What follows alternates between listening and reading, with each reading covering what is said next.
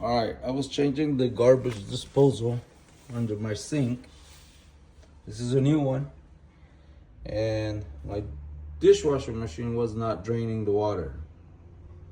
I tried everything, replaced the hose, put a new sink.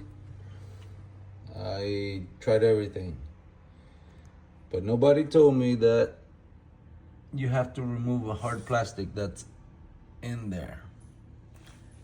It's right in there, you see? You have to bust that out. There's that piece. If you don't do that, your dishwasher is not gonna drain. So, there's a tip for y'all. So you don't have to deal sleepless nights. 3 nights because of that.